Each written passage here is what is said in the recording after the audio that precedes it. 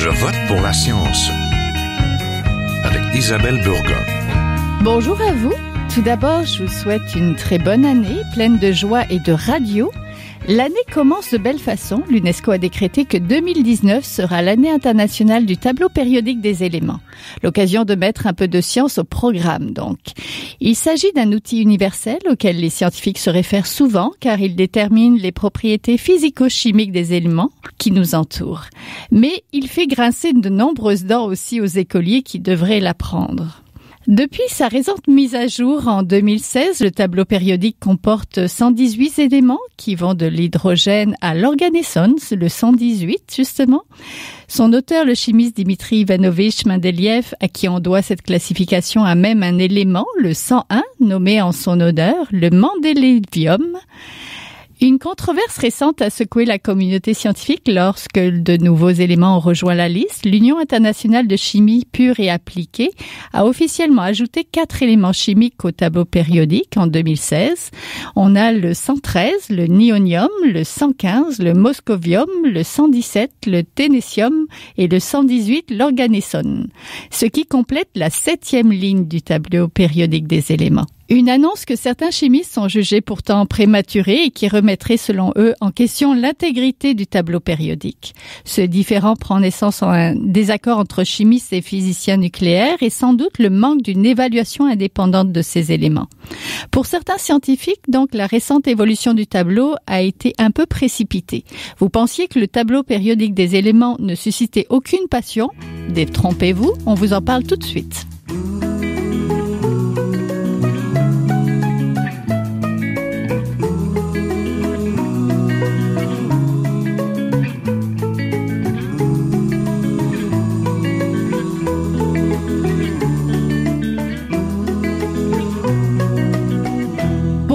De l'année internationale du tableau périodique des éléments, de cette classification scientifique utile, cauchemar des élèves de secondaire et de ses récents changements, je suis en compagnie de Jean-François Masson, professeur de chimie à l'Université de Montréal et cofondateur de la compagnie Affinité. Bonjour. Bonjour.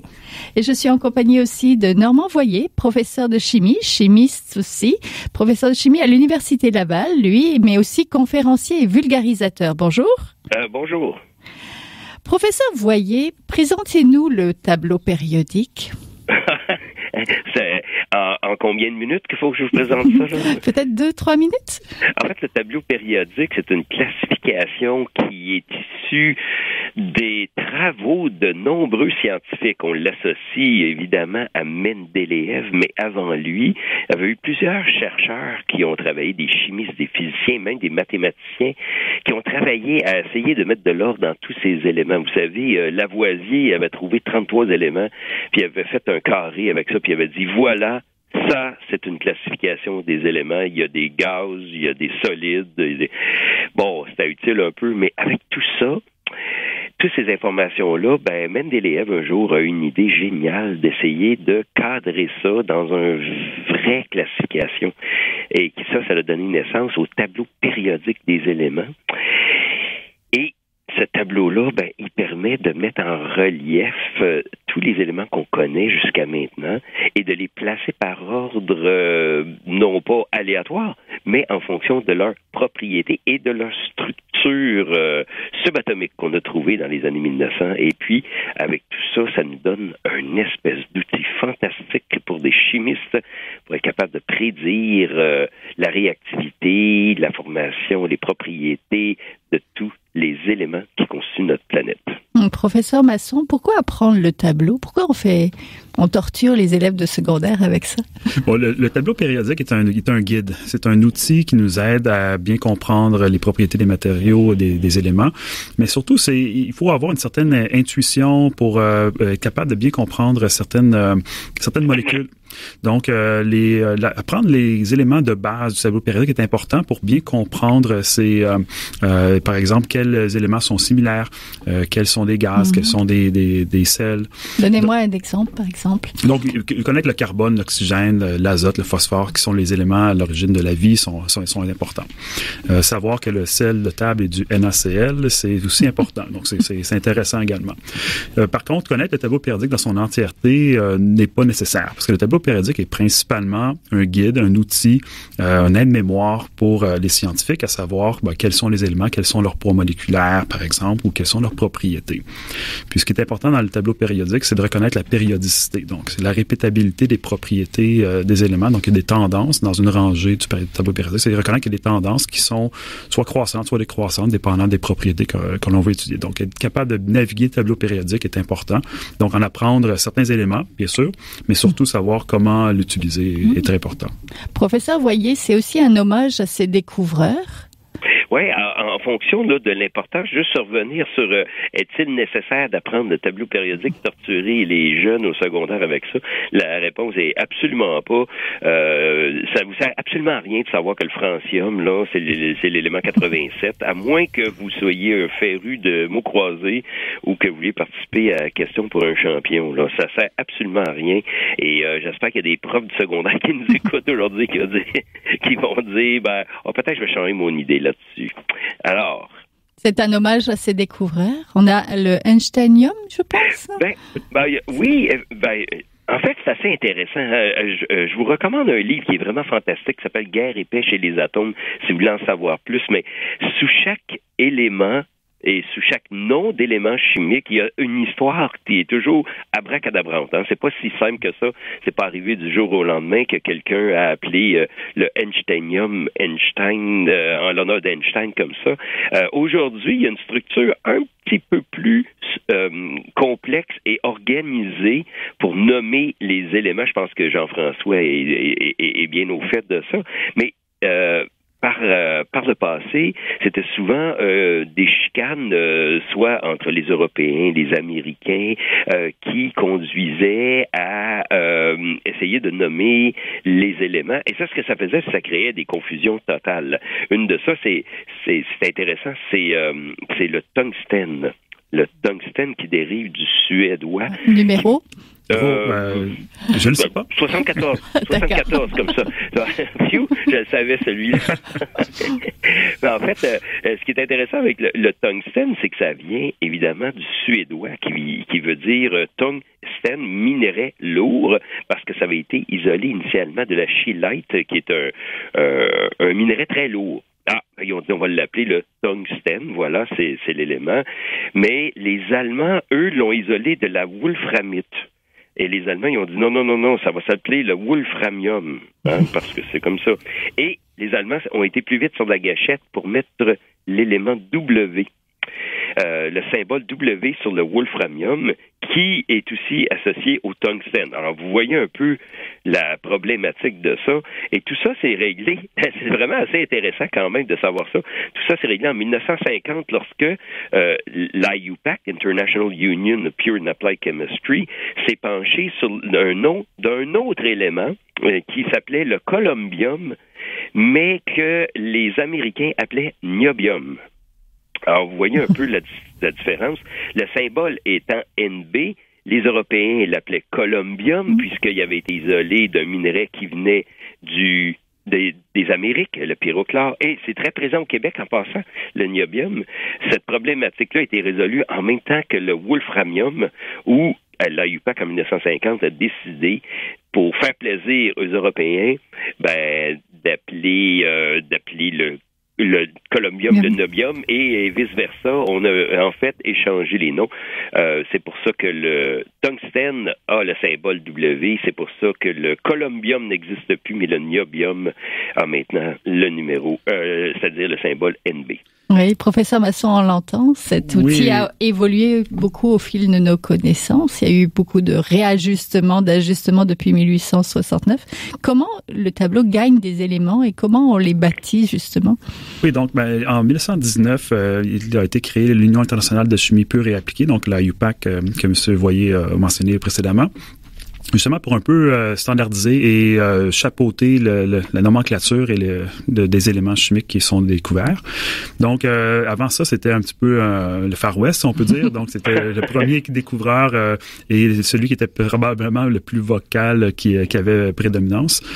Par contre, pour bien standardiser la nomenclature des éléments, en 1919, il a été créé l'IUPAC. Donc, c'est maintenant l'organisme qui chapeaute la nomenclature des éléments. Ça se fait de façon séquentielle. Donc, il faut premièrement, découvrir un élément. Donc, être à l'origine d'une découverte d'un élément pour avoir le droit de proposer des noms qui sont par la suite vérifiés par un comité d'experts et qui sont entérinés dans la séance plénière du Voté Congrès. à main levée? Probablement par le comité. Là, donc, c'est pas un vote populaire. C'est un vote restreint par un comité qui a été mandaté de vérifier la nomenclature des éléments. C'est le comité de chimie inorganique de IUPAC qui se fait à chaque 2 ans, qui révise les demandes de nouvelles nomenclatures de nom. Donc, il n'y en a pas eu depuis 2015. Donc, les 4 derniers étaient il y a quelques années déjà. Oui. En 1869, il comptait combien d'éléments au tout début? Il y en avait à peu près une 60aine d'éléments. Donc, environ la moitié. 66, je pense, pour être plus précis. Quand Mendeleïev a travaillé, c'était 66, il me semble. Oui. Et il en a gagné? Comment ça s'est passé? Il a doublé, en fait, essentiellement. Nous sommes maintenant 118 éléments qui sont officiellement entérinés. Il en a gagné essentiellement quelques-uns par décennie. Donc, c'est un processus qui est quand même assez linéaire depuis une centaine d'années. Donc, jusqu'à peu près entre 5 et... probablement 5 éléments par décennie qui sont découverts. C'est de plus en plus difficile d'en découvrir. Ça risque de ralentir. En fait, le rythme va ralentir dans les prochaines années, certainement. Et c'est découvert par un pays et un autre. Des fois, c'est découvert par 2 pays en même temps, pas vrai? Oui, donc il y a certaines fois des éléments qui ont été découverts simultanément par des groupes différents. Donc c'est un processus qui risque de survenir un peu moins souvent maintenant parce que la difficulté de synthétiser ces éléments est devenue tellement complexe que les 3 ou 4 laboratoires qui sont capables maintenant de le faire travaillent surtout ensemble. Donc il y a plutôt une synergie entre les laboratoires qu'une compétition. Je pense que ça s'est estompé avec la complexité de la synthèse de ces nouveaux éléments chimiques, mais ça reste toujours quand même très politique parce que la nomenclature apporte une certaine renommée, mais aussi, étant donné qu'il y a certaines restrictions sur les noms d'éléments qu'on peut apporter, dont on peut utiliser des noms géographiques, mais les derniers éléments, certains d'entre eux avaient des noms d'endroits géographiques. Donc, il y a un élément politique, un élément de fierté qui est associé à la nomenclature d'éléments chimiques. Oui, mais il faut dire que ça arrivera probablement pas souvent dans le futur parce que les éléments actuels sont tellement lourds, sont tellement gros, ils ont tellement de protons et neutrons dans leur noyau que les prochains éléments qu'on va trouver sont tellement instables qu'ils se brisent en différents éléments bien connus. Et donc, les laboratoires, les 3 ou 4 dans le monde qui sont capables de regarder, d'essayer, de vérifier en bombardant différents éléments pour obtenir de nouveaux éléments, probablement que ces éléments-là vont durer une femtoseconde et encore moins de ça, des nanos de femtoseconde, et on ne pourra pas vraiment les caractériser, ou à tout le moins, il va toujours rester un débat. Donc, ça risque de pas arriver trop souvent. C'est pour ça qu'il y avait une polémique. Tout le monde voulait avoir leur nom en ce moment sur les derniers éléments comme ça.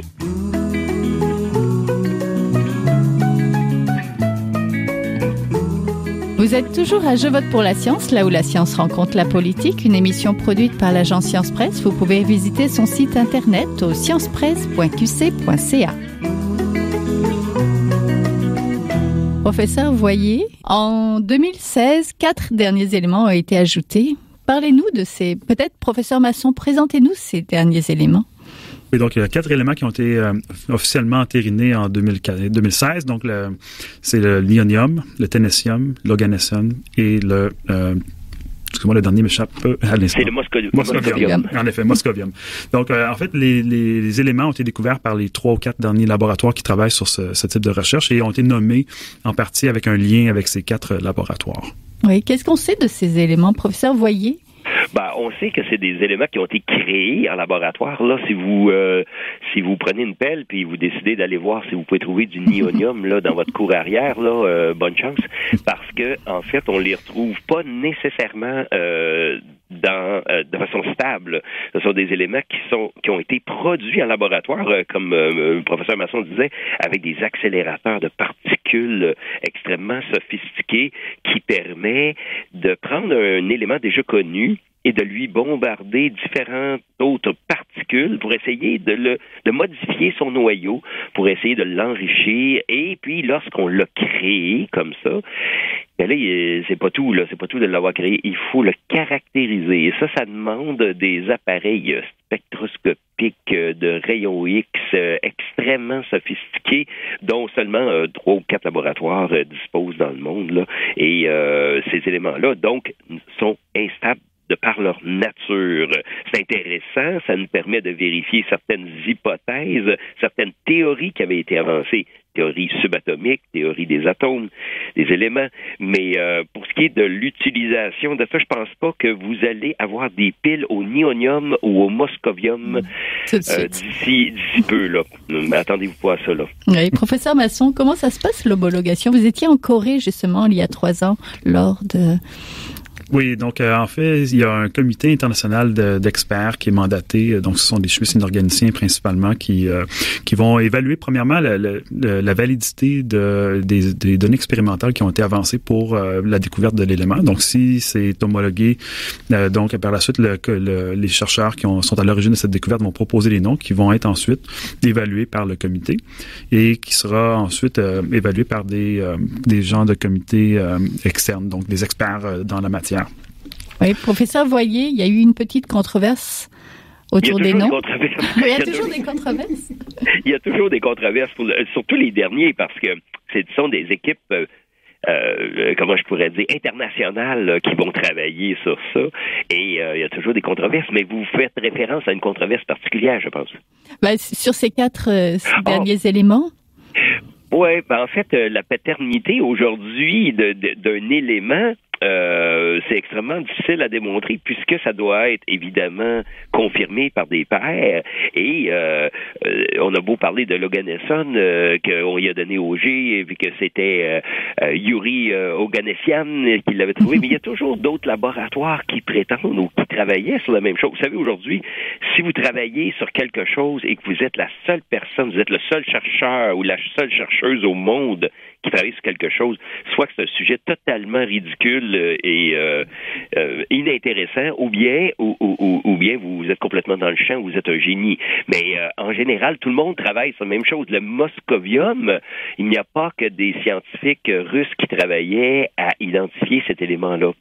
Et il y avait aussi des Américains qui travaillaient là-dessus. Et donc, toutes les fois, c'est qui va publier en premier, qui va avoir les résultats les plus probants et qui va pouvoir clamer avec preuve à l'appui, évidemment, qu'ils ont été les premiers non seulement à synthétiser ces éléments-là, mais à les caractériser.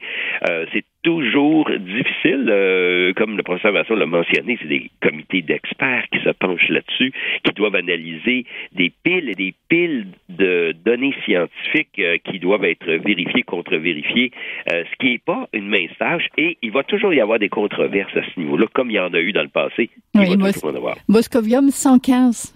Oui. C'est ça. Professeur Masson, vous vouliez rajouter quelque chose? Oui, en fait, ce sont maintenant, la recherche se fait en équipe multidisciplinaire et surtout relativement volumineuse. Donc, il y a beaucoup de chercheurs qui travaillent ensemble et bon, on a tendance un peu à donner le crédit ou la paternité au directeur de laboratoire, mais il faut pas oublier qu'il y a beaucoup de chercheurs qui sont impliqués dans les recherches et souvent le directeur de laboratoire, je m'inclus là-dedans, n'est pas très souvent dans le laboratoire. Et des étudiants gradués, des étudiants aux cycles supérieurs et des stagiaires postdoctoraux. Alors, ça fait tout un cocktail, là. Exactement. Oui. Donc, il y a beaucoup de gens impliqués dans la découverte d'un élément. Ce sont probablement des centaines de personnes.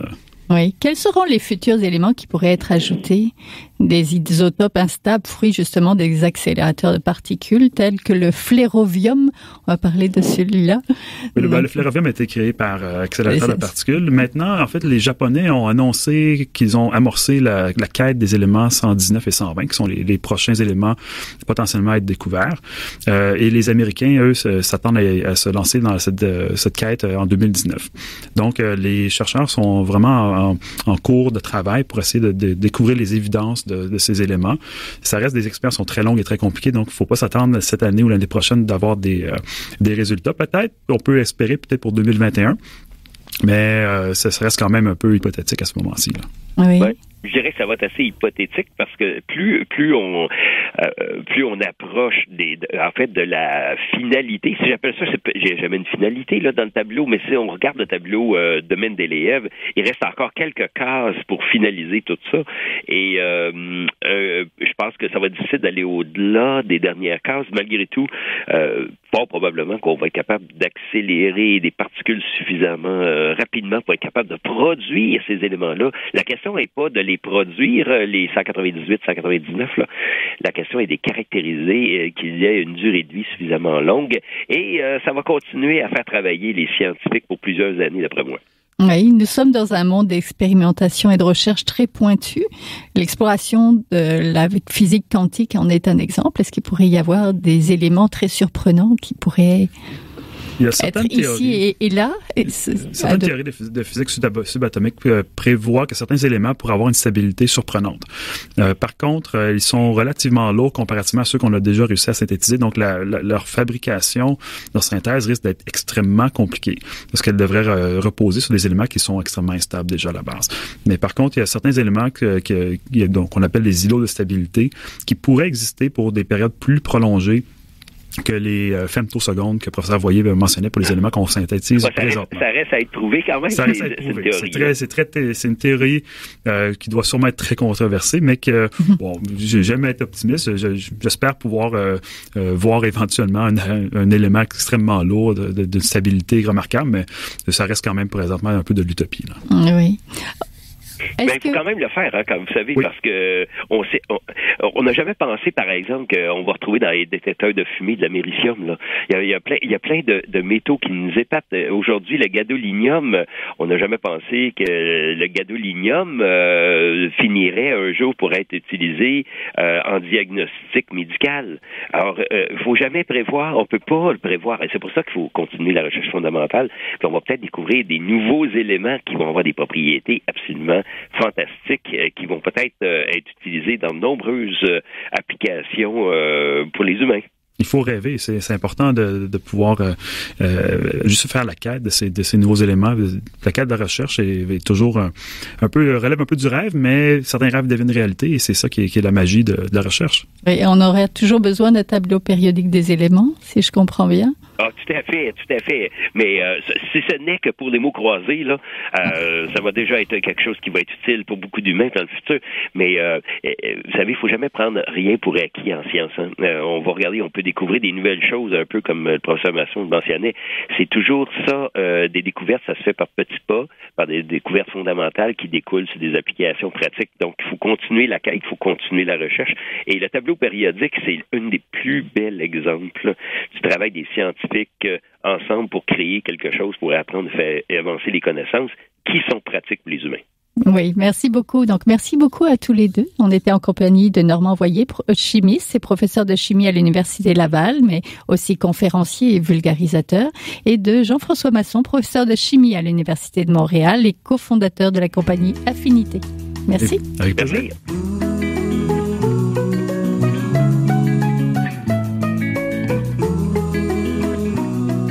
C'est maintenant le temps de passer le micro à notre scientifique éditorialiste, là où un chercheur réagit à un sujet d'actualité. Bonne écoute. Bonjour, mon nom est Yann Giraud, je suis infirmier clinicien à l'hôpital Maisonneuve-Rosemont et je suis étudiant à la maîtrise à la Faculté des sciences infirmières de l'Université de Montréal. Aujourd'hui, on va parler de comment on fait pour soigner un rhume et certains remèdes de grand-mère qui peuvent avoir leur place.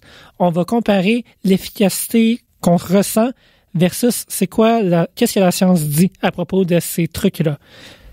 Donc, le premier classique, c'est le bouillon de poulet, qui est un classique qui est incontournable et qui est historiquement efficace. Qu'est-ce que la science en pense?